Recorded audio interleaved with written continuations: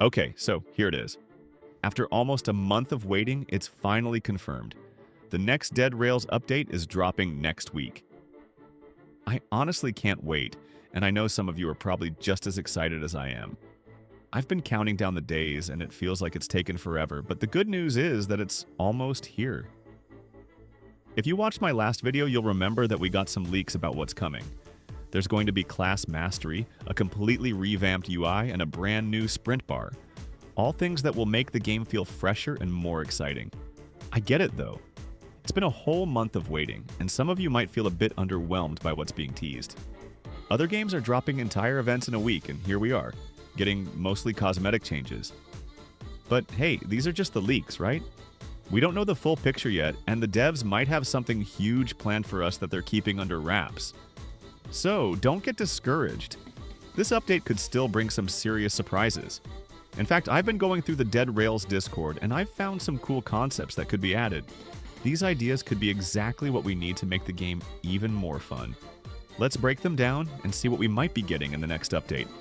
But before we dive into all that, make sure you hit that subscribe button, watch the video till the end, and let me know in the comments which concept you're most excited about. Trust me, you won't want to miss what's coming. So let's start with something that caught my eye right away. Shadow Mandate, a new mode concept from Gigazard and Elysium. The idea is pretty intense. The objective? Protect the president or the king on a high-risk train ride to Mexico. Sounds like a whole lot of action, right? Here's the thing, this is not your usual just defend and shoot kind of mission.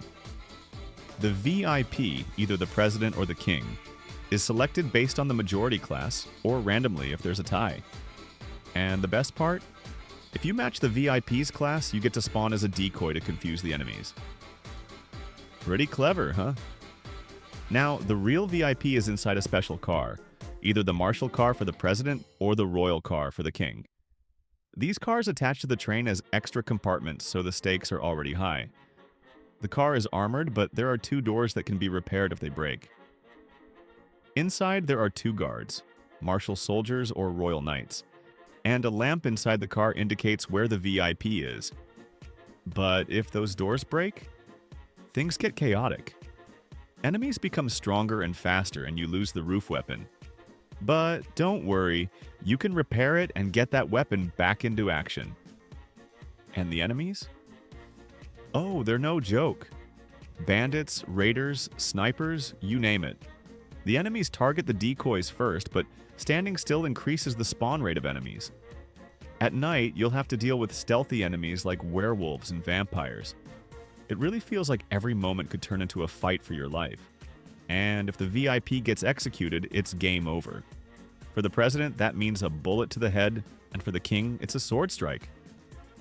The rewards for completing this mission: 60 bonds and unlocking the VIP's personal car. Plus, there are extra challenges like Protect the King and Protect the President that reward you with 100 bonds and 45 stars each. Honestly, this mode would bring such an awesome level of intensity to the game. I can already imagine the tension. Next, we've got the Biohazard Train, which has been teased in the preview. I'm honestly really into this one. The concept is pretty cool. This train is infected with toxic sludge, and any zombies that get too close will get infected by radiation, slowly losing health. It's not a game-changing mechanic, but it's a really fun addition that fits perfectly with the game's dark and dangerous vibe. The train will glow with a green aura at night, adding a creepy element to the environment. It'll cost around 260 bonds to unlock, and it's the kind of thing that adds a bit of strategy without being overpowered. Now, let's talk about something that could totally shake up the map. Crashed Airship as a new POI. Imagine stumbling across the wreckage of a massive dirigible right in the middle of the desert. Inside, you'll find mechanical zombies and outlaws who have taken over the wreckage, making it their new home. They've even got torches set up around the wreckage to mark their territory, but the loot inside is worth fighting for, especially since you might even find upgrades for your train. This POI would fit seamlessly into the game, offering new enemies, new loot, and a whole new environment to explore. I'm all for it. Another idea I love is the Deliver the Cure expedition. The goal is pretty simple. You've got to deliver a cure to everyone using an armored train. The catch? You've only got one shot at it. No pressure, right? You start with artillery cannons loaded with the cure and unlimited fuel, but you'll need to stop by each house along the way to deliver the cure. At night, the zombies will come at you in full force, and you won't be able to build walls for protection. This mission would really keep you on edge, especially since the enemies get stronger and more numerous as the night goes on. You also get special cure weapons like a syringe revolver that can incapacitate zombies with just one shot. The cool part is that cured zombies won't turn back into zombies, so you're actually saving them. At the end of the mission, you'll face a final fight against zombies and outlaws to save civilians from a military fort under siege. It's a tense, action-packed mission, and I can totally see it being a hit in the game. Now here's something a little different. A new PO I called the Snake Oil Factory. This place is a little shady, to say the least. The factory was once famous for producing snake oil, but after a murder was discovered, it should have been shut down. But the owner refused to close it, and things took a dark turn. The workers turned into terrorists, and the factory became a hotspot for danger. Inside, you've got rooms like the poison room, where the snake oils are made, and some are poisonous.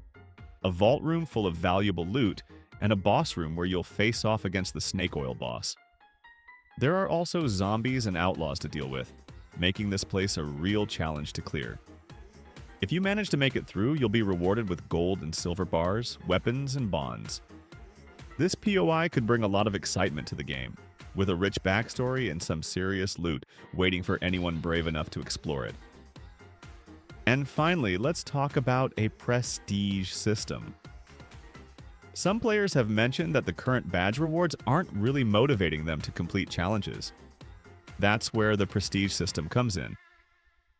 Similar to games like Call of Duty, this system would reward players with new bonuses and advantages each time they complete challenges and level up their prestige.